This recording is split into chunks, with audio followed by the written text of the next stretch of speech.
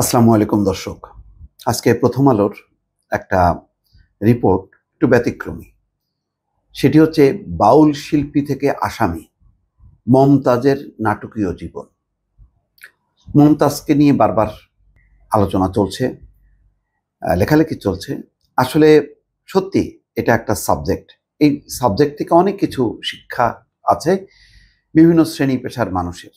দেখেন, মমতাজ একসময় বিতর্কের ঊর্ধ্বে, গ্রামগঞ্জের দলমত নির্বিশেষে সবার একটা প্রিয় শিল্পী।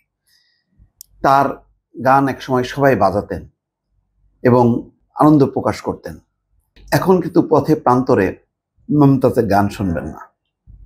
তার গানটা যখন কেউ বাজায় তখন সেটা আর মমতাজের গান হয় না, সেটা হচ্ছে আওয়ামী লীগের একটা প্রচার, আওয়ামী লীগের একটা অংশ হয়ে গেল।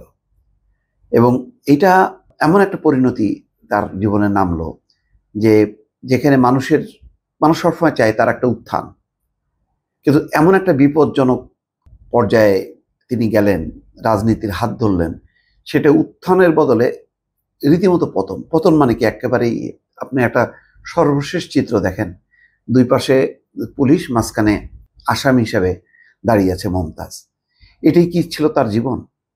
অথচ তার জীবন যেভাবে একেবারে বলতে গেলে মানে নিচু তলা থেকে যেভাবে আস্তে আস্তে উপর তলায় যাচ্ছিল, সেই জায়গায় রাজনীতি এসে জীবনের মোড় ঘুরে আবার সেই নিচতলায় নিয়ে গেল।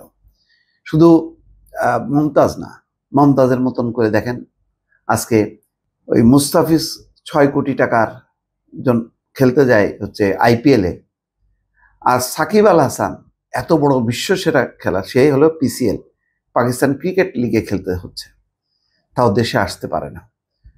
মুস্তাফিজের কোনো সমস্যা হয় না, সমস্যা হয় সাকিবের। কেন?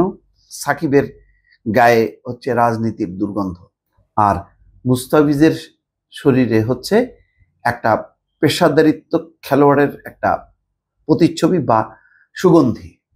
একটার শরীরে দুর্গন্ধ, রাজনীতির দুর্গন্ধ, আর একটা জায়গায় হচ্ছে তার খেলোয়াড় জীবনের সুগন্ধি। এই হচ্ছে পার্থক্য।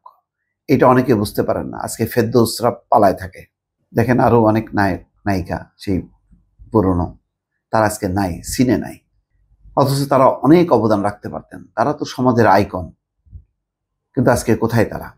সেই বিষয়গুলি আমার কাছে বারবার মনে হচ্ছে। এখানে মমতাজের সম্পর্কে যেই লেখা হচ্ছে যে বাবা মধু বয়াতি ছিলেন বাউল শিল্পী, মা উজালা বেগম গৃহিণী।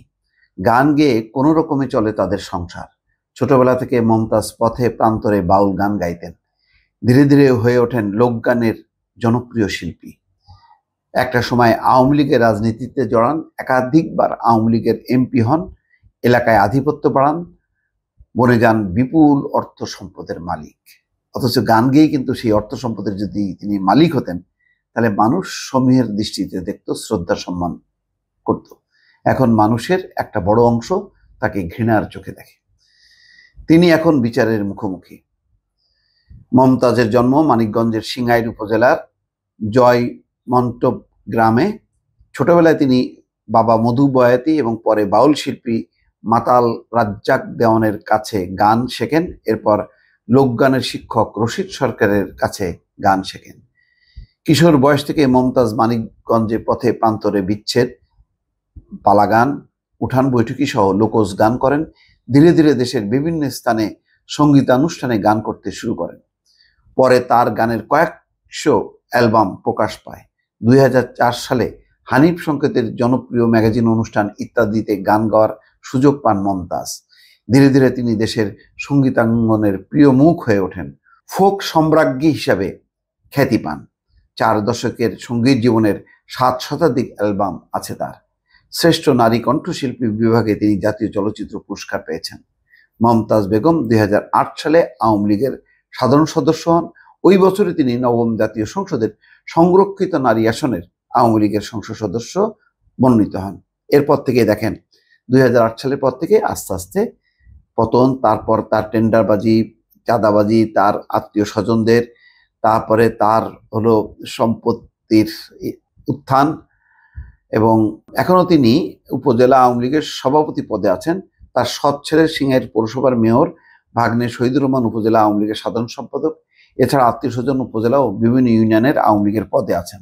তারপরে তো দুর্নীতি, বিপুল সম্পত্তির মালিক হওয়া, এসব আছে। কানাডার টরন্টোতেও তার বাড়ি আছে বলে গুঞ্জন।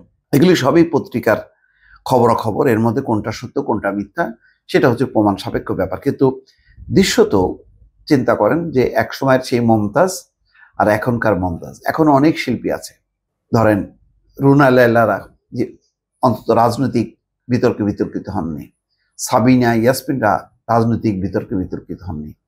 এমন একটা স্তরে কিন্তু তিনি উঠতে পারতেন, কিন্তু না, ঝরে গেলেন মমতাজ। দর্শক, এই ঘটনা থেকে অনেকেরই শিক্ষা নেওয়ার আছে, জানি না সেই শিক্ষা কেউ নেবে কিনা। ভালো থাকবেন, আল্লাহ হাফেজ।